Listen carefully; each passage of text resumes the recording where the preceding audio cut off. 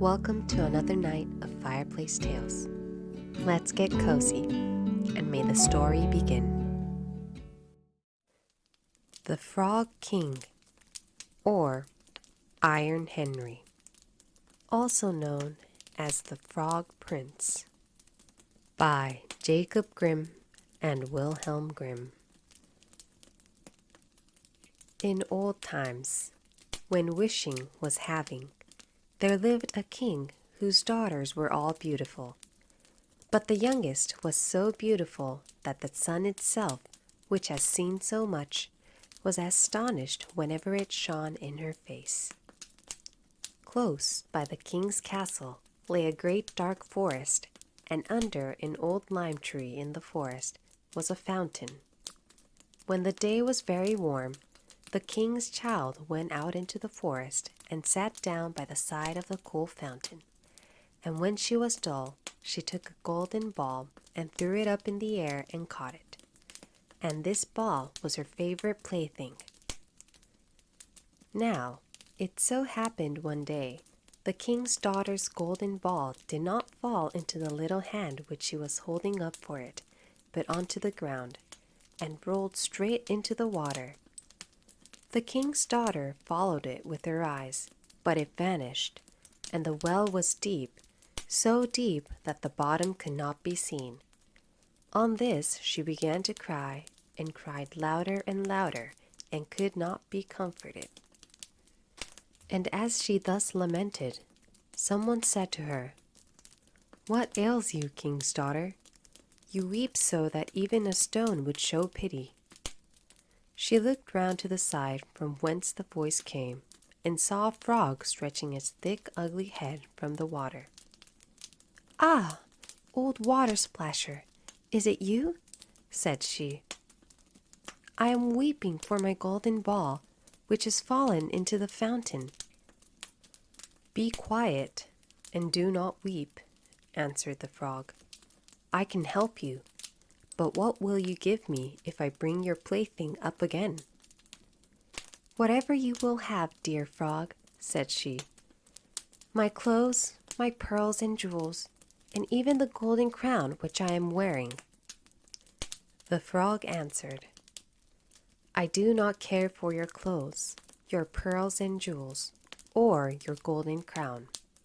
But if you will love me and let me be your companion and playfellow, and sit by you at your little table, and eat off your little golden plate, and drink out of your little cup, and sleep in your little bed, if you'll promise me this, I will go down below and bring your golden ball up again." "Oh, yes," said she. "I promise you all you wish, if you will but bring my ball back again." She, however, thought, "How the silly frog does talk! He lives in the water with the other frogs and croaks, and can be no companion to any human being." But the frog, when he had received this promise, put his head into the water and sank down. In a short time he came swimming up again with the ball in his mouth, and threw it on the grass. The king's daughter was delighted to see her pretty plaything once more, and picked it up and ran away with it. "Wait, wait," said the frog. "Take me with you. I can't run as you can." But what did it avail him to scream his croak, croak after her as loudly as he could? She did not listen to it, but ran home and soon forgot the poor frog, who was forced to go back into his fountain again.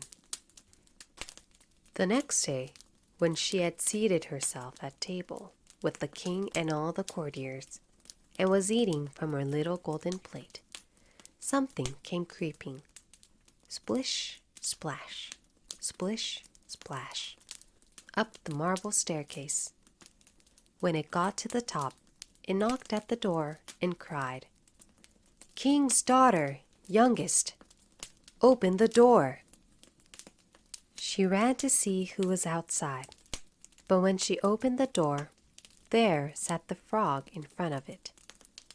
Then she slammed the door in great haste, sat down to dinner again, and was quite frightened. The king saw plainly that her heart was beating violently, and said, "My child, what are you so afraid of? Is there a giant outside who wants to carry you away?" "Ah, no," replied she. "It is no giant, but a disgusting frog." "What does the frog want with you?" "Ah, dear father, yesterday when I was in the forest sitting by the fountain, playing, my golden ball fell into the water, and because I cried so, the frog brought it out again for me. And because he insisted so on it, I promised him he should be my companion. But I never thought he would be able to come out of the water. And now he is here and wants to come in." In the meantime, it knocked a second time and cried, "King's daughter, youngest, open to me. Don't you remember yesterday, and all that you to me did say, beside the cooling fountain spray? King's daughter, youngest, open to me." Then said the king, "That which you have promised, you must perform. Go and let him in." She went and opened the door, and the frog hopped in and followed her, step by step, to her chair. There he sat still and cried, "Lift me up beside you." She delayed until at last the king commanded her to do it. When the frog was once on the chair, he wanted to be on the table, and when he was on the table, he said, "Now push your little golden plate nearer to me, that we may eat together." She did this, but it was easy to see that she did not do it willingly. The frog enjoyed what he ate, but almost every mouthful she took choked her. At length he said, "I have eaten and am satisfied. Now I am tired. Carry me into your little room and make your little silken bed ready, and we will both lie down and go to sleep." The king's daughter began to cry, for she was afraid of the cold frog, which she did not like to touch, and which was now to sleep in her pretty, clean little bed. But the king grew angry and said, "He who helped you when you were in trouble, ought not afterward to be despised." So she took hold of the frog with 2 fingers, carried him upstairs, and put him in a corner. But when she was in bed, he crept to her and said, "I am tired. I want to sleep as well as you. Lift me up, or I will tell your father." Then she was terribly angry, and took him up and threw him with all her might against the wall. "Now you will be quiet, odious frog," said she. But when he fell down, he was no frog, but a king's son with beautiful, kind eyes. He, by her father's will, was now her dear companion and husband. Then he told her how he had been bewitched by a wicked witch, and how no one could have delivered him from the fountain but herself, and that tomorrow they would go together into his kingdom. Then they went to sleep, and next morning, when the sun awoke them, a coach came rolling up, drawn by 8 white horses with white ostrich feathers on their heads. They were harnessed with golden chains, and behind stood the young king's servant, Faithful Henry.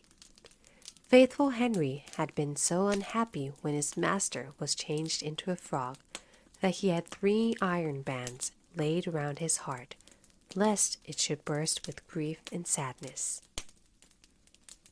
The coach was to conduct the young king into his kingdom. Faithful Henry helped them both in, and placed himself behind again, and was full of joy because of this deliverance. And when they had driven a part of the way, the king's son heard a cracking behind him, as if something had broken. So he turned round and cried, "Henry, the coach does break." "No, no, my lord, you do mistake. It is the band around my heart, that felt such great and bitter smart, when you were in the fountain strange, when you into a frog were changed." Again and once again, while they were on their way, something cracked, and each time the king's son thought the carriage was breaking. But it was only the bands which were springing from the heart of faithful Henry, because his master was set free and was happy.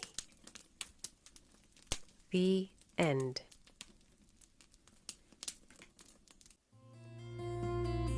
Thank you for watching. またぜひお待ちしています。